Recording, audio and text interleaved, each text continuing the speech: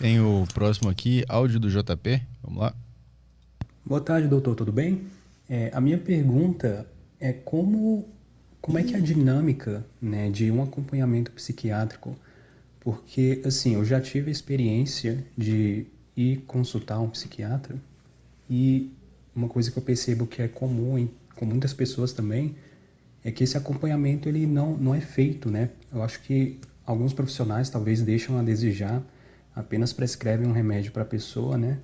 E assim, eu queria saber como seria, né, um atendimento psiquiátrico ideal, porque eu acho que muitas pessoas acabam prejudicadas e acabam criando essa resistência, né, ao tratamento, porque muitas vezes elas não são bem atendidas, né?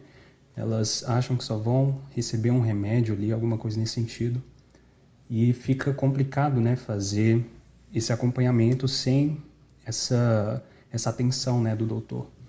Então, queria saber isso mesmo. Agradecer pelo programa também, tá bem instrutivo. E é isso. Eu até tenho um exemplo, só para complementar a pergunta dele. Ano passado eu procurei uma psiquiatra. Ela conversou comigo uns 20 minutos e me deu um monte de caixinha de remédio e receita. É o que eu falei aqui no início, em 5 minutos o cara te dá um diagnóstico e um remédio. Então, JP,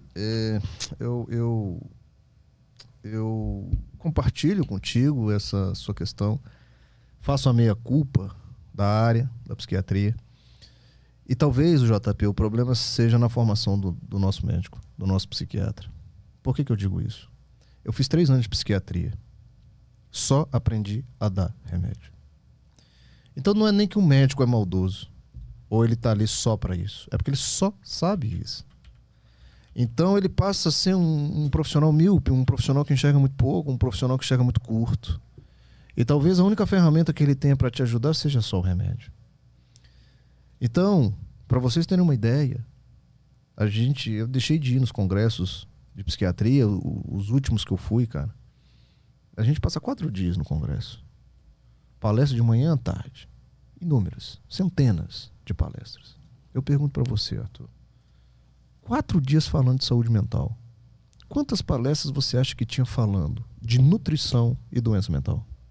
Nenhuma. Atividade física e doença mental? Nenhuma. Meditação? Remédio, remédio, remédio, remédio, remédio, remédio, doença, remédio, doença, remédio, doença, remédio. Tá mudando. Tá mudando. Tô vendo que tá mudando. Só que eu falo isso há 15 anos na psiquiatria. Quando eu comecei a falar da relação entre alimentação e doença mental, eu parecia um ET. Meus amigos olhavam pra mim e falavam, achando que eu queria aparecer. Que eu queria ser um médicozinho diferente. Eu falei, gente, tem relação, não é possível, vocês não estão vendo. Aí que começou a acontecer, eu comecei a estudar por fora, JP. Aí eu fui estudar a relação da alimentação com a doença mental. Eu fui fazer especialização em medicina do sono.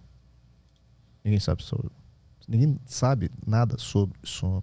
Não há na formação do médico uma formação adequada sobre isso. Então, JP, o que seria uma consulta psiquiatra legal, cara, interessante? Desse médico que te visse como um todo. Que entendesse a relação do seu peso com o que você está sentindo. Que entendesse a relação do seu sedentarismo com o que você está sentindo.